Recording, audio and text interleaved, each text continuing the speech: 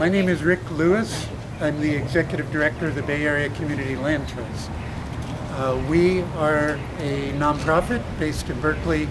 Our mission is to support existing housing co-ops through training and technical assistance, and to form new co-ops in Berkeley.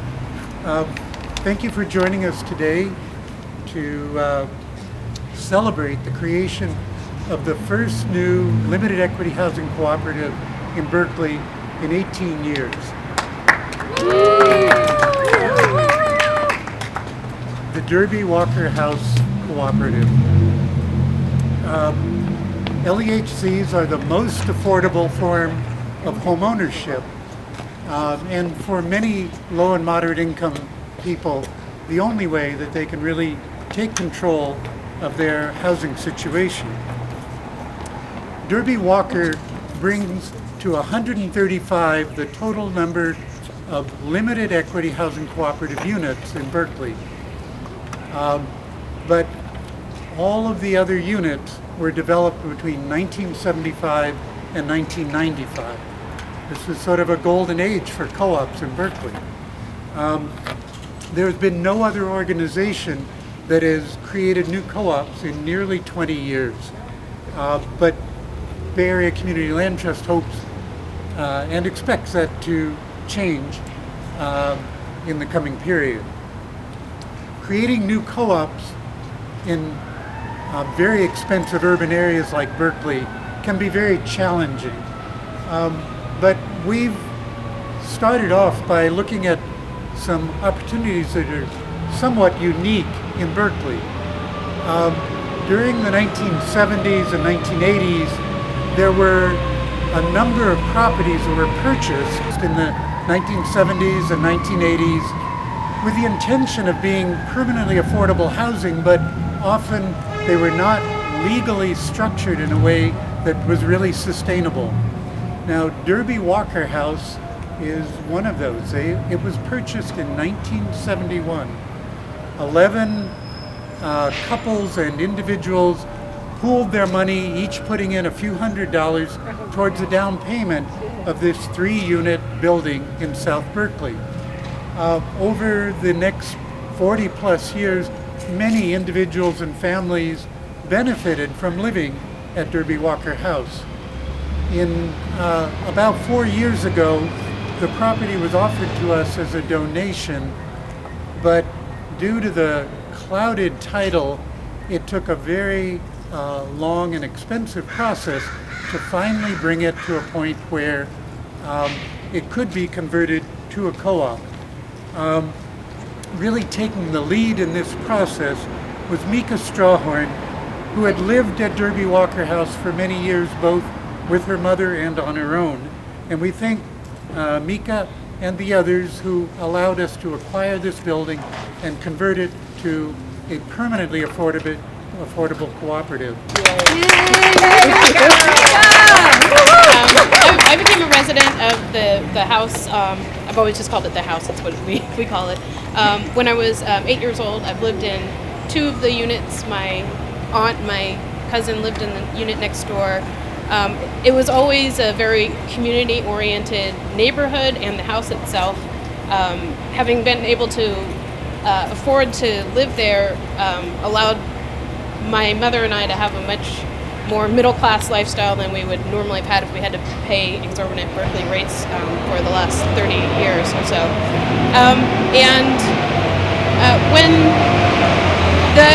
When I decided that we were going to do it, make it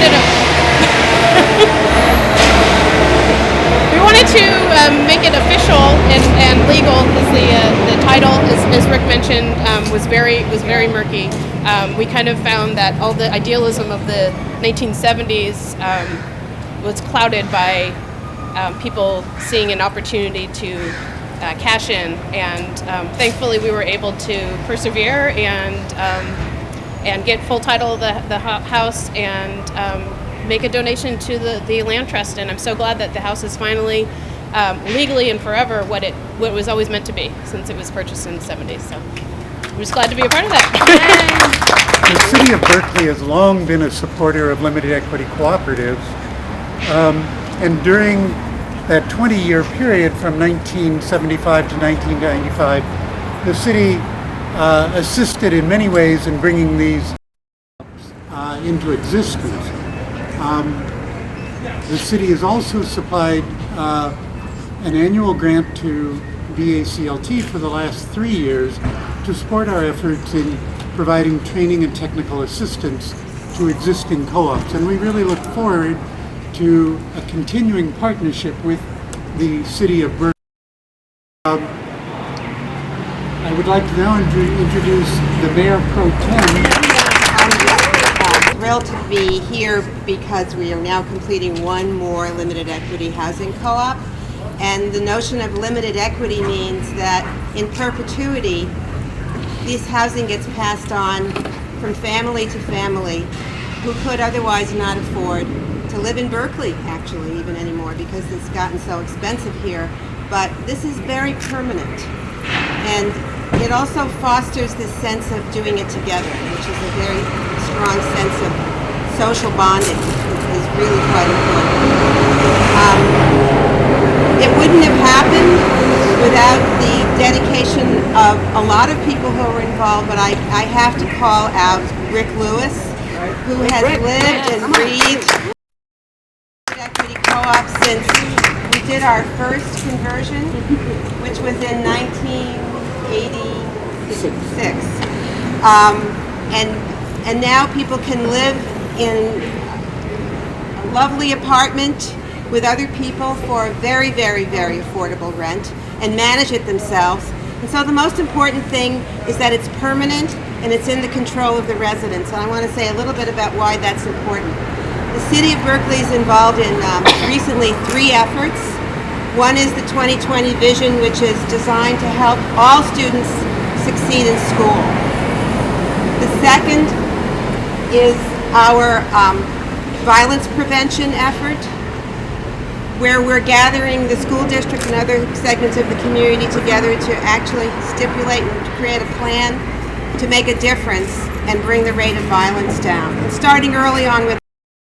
And the third is to address health disparities, because there are definitely health disparities, differences depending on your socioeconomic class and your racial sector. And in every case, when we study those, it comes back to success being tied to affordable, permanent, decent housing for those families. It's a key ingredient to being successful in school, to having better health, and to rear a family in a community that just simply has less violence in it. More mediation, more commitment to the community. So this might seem like a small co-op, but I don't look at it that way. It's actually a major step forward in creating something permanent and affordable and in control of the residents for all the reasons that I said.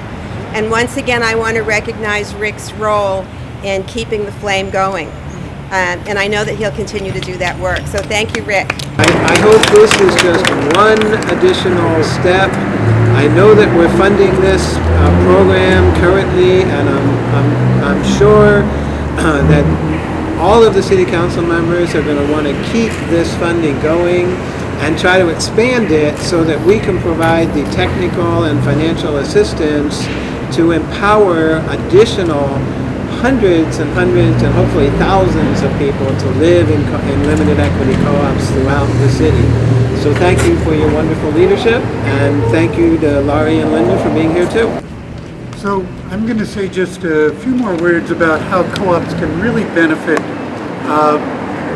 the co-op members. They offer home ownership in a truly affordable way. At the Derby Walker House, you purchase a share between $3,000 and $5,500 depending on the unit size. So this is really the equivalent of a down payment, which most even moderate income people could not otherwise afford. In addition, based on a recent study by the Berkeley Rent Board, the monthly fees paid by the residents at Derby Walker House will be less than one half the average rent in the city of Berkeley. I think we all know that Berkeley didn't really get touched much by this the downturn in the market, and once things sort of leveled off, it has really soared. So this rent board study showed that the rents in Berkeley went up an average of about 8% in the last year, 1 year. So, and that actually, I'm sorry, that was between 2011 and 2012. So it doesn't even reflect what's happened within the last year.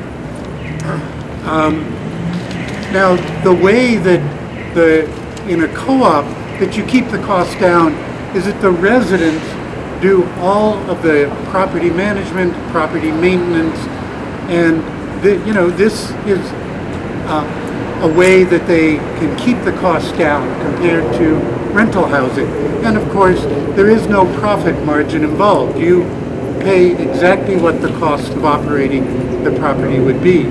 And the role that the Bay Area Community Land Trust plays is we are there for the long term to provide support, to provide training, and to make sure that the residents who have typically been renters before and have very little experience in operating and managing property learn those skills and really, we teach sort of best practices that really allow them to run the properties in a really long-term and responsible way. So that pretty much brings the end to our presentation, but I did want to give an opportunity. One of the original residents lived there in 1971, raised her family, and currently lives in our 9th Street Co-op. Mary Barnes is here, and we'd like to give her an opportunity just to say a few words about the whole story, the Derby Walker House story. And for those who don't know, it is at the corner of Derby and Walker Street in South Berkeley, and is right next door to Maudel Shirett's old house, and was very much a part of that community. So, Mary, do you want to say a few words? I lived in that house from 1969. My children were born there, and I now, as Rick said, live in 9th Street Co-op. The point I'd like to make is it's the community that creates the co-op, not the other way around. And this co-op was created because there was already an active, concerned community wanting to provide affordable housing that would be non-discriminatory, that would be open to people who had physical challenges and a number of other factors. And there are a couple of names I would definitely like to throw in here.